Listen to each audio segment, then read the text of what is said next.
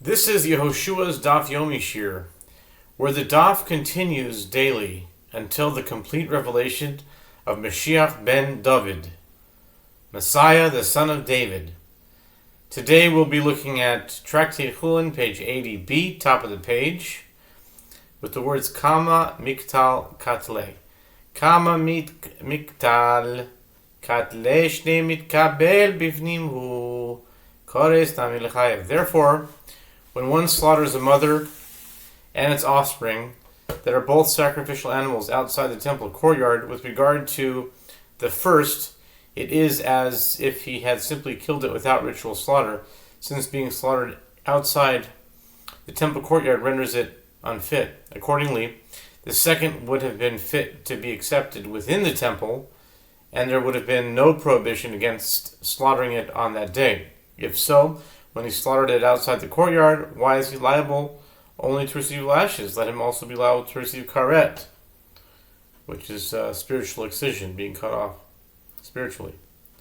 Chullin b'fnim shneim psulin, v'asheni sovek asar ba'im mechti shamin leil Shimon de'amar shchita sheneruya lo ishme shchita kama miktal katle sheni amai sovek asar ba'im. Likewise, the same question may be asked with regard to what is taught in the Mishnah. If both animals were non-sacred and they were slaughtered inside the temple courtyard, both of them are unfit for sacrifice. And for the slaughter of the second animal, one incurs the 40 lashes. Since we have heard that Rabbi Shimon says, an act of slaughter that is unfit is not considered to have the halachic status of an act of slaughter. With regard to the first animal, it is as if he has simply killed it without ritual slaughter, since a non-sacred animal slaughtered in the temple courtyard is rendered unfit, as deriving benefit from it is prohibited. If so, why, for the slaughter of the second animal, does one incur the 40 lashes?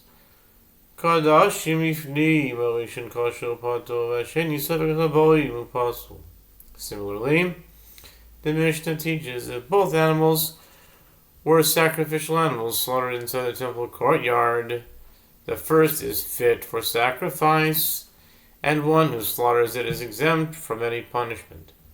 But for the slaughter of the second animal, one incurs the 40 lashes for the slaughter of an animal and its offspring on a single day, and it is unfit for sacrifice. Mechti shamina leil Rabbi Shimon de'amar shchita she'eina ruya lo shmei shchita shchitas kadoshim nami shchita she'eina ruya hi tichama de'lo yizarig dam lo mishtrei basar sheni amai sovek asar ba'im upasul ela shmamina de'lo k'Rabbi Shimon. Since we have heard that Rabbi Shimon says an act of slaughter that is unfit to permit consumption of the animal is not considered to have the halachic status of an act of slaughter, one can then raise the question, an act of slaughter of sacrificial animals is also considered an act of slaughter that is unfit, because as long as one has not sprinkled the blood, the meat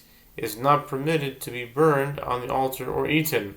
Since slaughtering the first animal is not considered slaughtering, why, for slaughtering the second animal, does one incur the 40 lashes for slaughtering an animal and its offspring on a single day, and why is it unfit?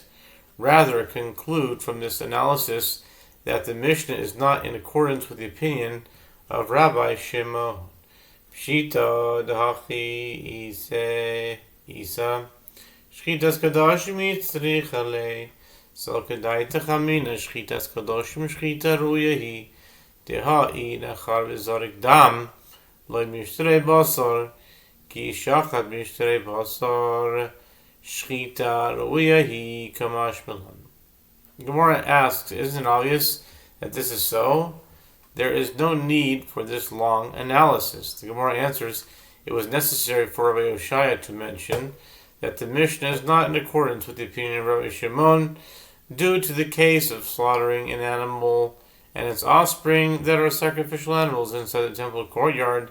This is because it may enter your mind to say that slaughtering sacrificial animals is considered an act of slaughtering that is fit, because if he stabbed the animal to death and sprinkled its blood, the meat is not permitted. But if he slaughtered it, the meat is permitted, and it is considered slaughtering that is fit according to Rabbi Shimon.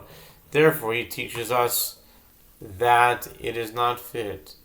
Velike nami mishum lavde mechusar zman detanya minayin lechol hapsulin shebeshol v'shebaseh shehu belo yiratzeh. With regard to the ruling that one who slaughters an animal and its offspring that are sacrificial animals inside the temple courtyard receives lashes for violating the prohibition of itself and its offspring. When slaughtering a second animal, the Gemara suggests that let him be flogged also for violating the prohibition against sacrificing an animal whose time has not yet arrived, since it is forbidden to sacrifice it until the next day, as it is taught in the Braita. From where is it derived with regard to all of the disqualifications of the bull, meaning any feature that disqualifies cattle brought as offerings, and of the lamb, meaning sheep brought as offerings, that if one consecrates, slaughters, or burns on the altar an animal so disqualified, he violates the prohibition of it shall not be accepted, and is flogged. Talmud Lomar, v'shor v'seh sorua v'kalut v'gomer limed al apsulin shebashor v'shebaseh shehu belo yiratzeh, is derived from the fact that in the middle of the passage prohibiting blemished animals from being sacrificed upon the altar, the verse states either a bull or a lamb that has anything too long or too short, but for a vow it shall not be accepted. Leviticus 22:23. Since this passage is already discussing a bull and a lamb, it is unnecessary to mention them. Rather, this verse taught about all of the disqualifications of the bull and of the lamb, including that of an animal whose time has not yet arrived, that if one offers an animal with one of those disqualifications, he violates the prohibition of it shall not be accepted. Ki kachashiv lave also vespeno lave nuchrai lo kachashiv. The Gemara answers, he receives lashes for violating the prohibition as well. But when the Mishnah lists the prohibitions violated by the actions described, it lists only prohibitions related to the prohibition of itself and its offspring, but it does not list unrelated prohibitions. Below, v'hakadashim b'chutz telave nuchreninu v'kachashiv dikatani kachim b'chutz harishon chayav kareis u'shneim soviginas habayim. The Gemara asks, and does the Mishnah not list unrelated prohibitions?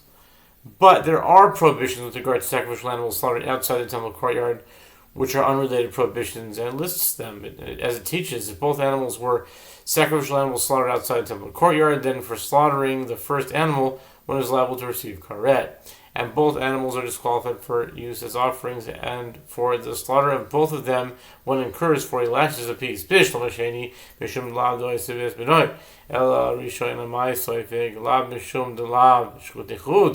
Granted, with regard to the second animal, one is flogged due to the prohibition of itself and its offspring. But with regard to the first animal, why does he incur the 40 lashes? Isn't it due to the prohibition of consecrated animals slaughtered outside of the temple courtyard? Therefore, with regard to the case of sacrificial animals slaughtered inside the temple courtyard, the Mishnah should have also mentioned the unrelated prohibition of it shall not be accepted. Kol hechat lekan lav de'osav espino chashiv lave nuchrai. Kol hechat ikat lav de'osav espino lo chashiv lave de'nuchrai.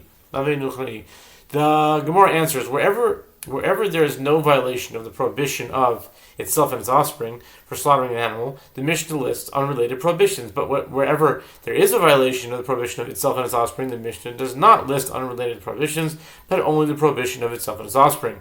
Rabbi Zera said, leave the prohibition against sacrificing an animal whose time has not yet arrived, as the verse.